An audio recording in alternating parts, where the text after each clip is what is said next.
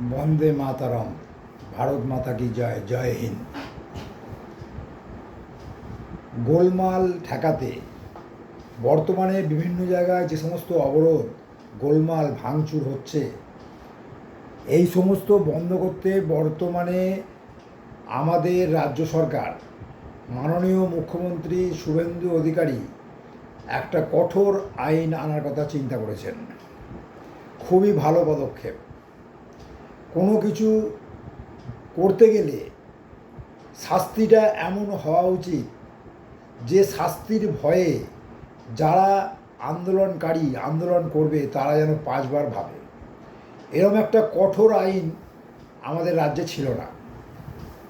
সেই জন্য আমরা বিভিন্ন সময় বিভিন্ন জায়গায় দেখতাম ভাঙচুরের ঘটনা, অবরোধ, রাস্তা অবরোধ, এইসব অরাজকতা দেখা গেছে। সেইগুলো বন্ধ করতে আজকে শুভেন্দু অধিকারী বিধানসভায়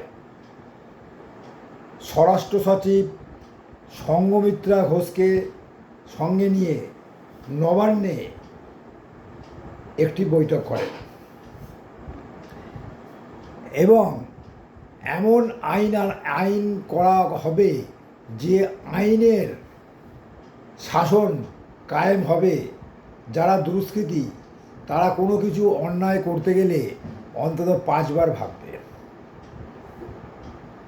এরম আইন যদি থাকে তাহলে আমার তো মনে হয় এত অরাজকতা রাজ্যে আর সৃষ্টি হবে না।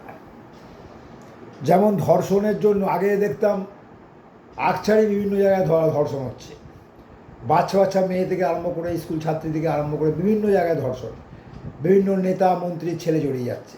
শাস্তিটা কিন্তু সবার জন্য সমান হওয়া উচিত। সেই জন্য শুভেন্দু অধিকারী আগেই বলেছিলেন যে ধর্ষণ করবে, ধর্ষণকারীকে সকালে জমা নেবো, বিকালে খরচ করে দেবো। সকালে জমা নেওয়া হবে, বিকালে খরচ করে দেওয়া হবে, তাকে আর আদালতে ওটা সুযোগই দেওয়া হবে না। এরম যদি করা হয় যে ধর্ষণ করবে সে তাহলে ধর্ষণ করার আগে 2 বার চিন্তা করবে। এরম আইন থাকলে, এরম যদি কঠোর আইন থাকে তাহলে আমাদের রাজ্যে জনগণ খুব ভালোভাবে সেটা গ্রহণ করবে।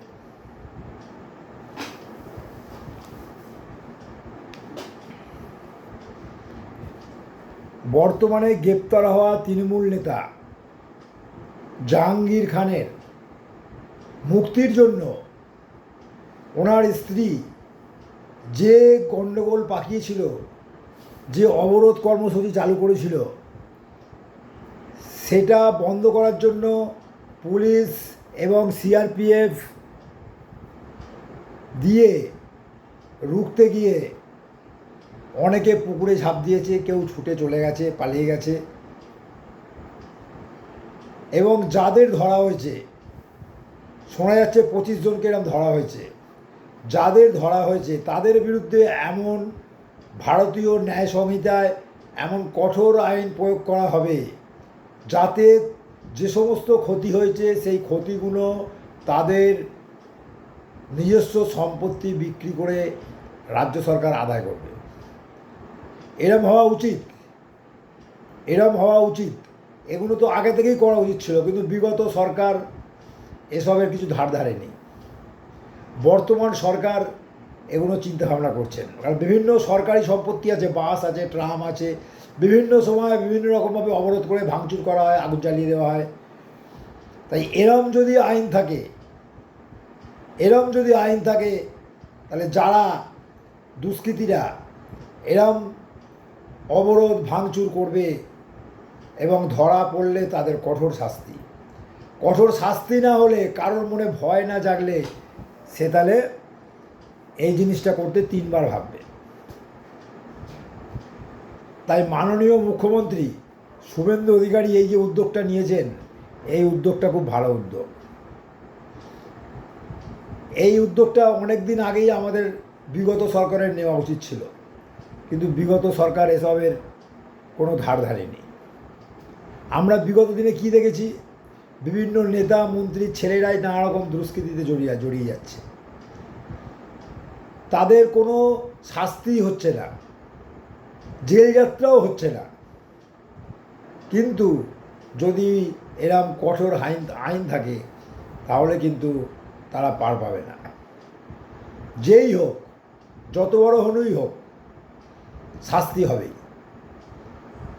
তাই বর্তমান সরকার বসেই যে সমস্ত উদ্যোগগুলো নিচ্ছেন, খুব ভালো উদ্যোগ। এই উদ্যোগকে আমরা সবাই সাধুবাদ জানাই। এরম থাকলে রাজ্যে অরাজকতা কমবে, চুরি ছিনতাই কমবে, বাচ্চা বাচ্চা মেয়েরা ধর্ষণের হাত থেকে রক্ষা পাবে। জাহাঙ্গীরের কীর্তি তো আমরা বিভিন্ন দিন খবরের কাগজে দেখি। জাহাঙ্গীর, শাহজাহান, শওকত মোল্লা, এরা কী না অত্যাচার করেছে, কিন্তু এদের কোনো শাস্তি হয়নি। বর্তমান সরকার খুব ভালো উদ্যোগ নিয়েছে।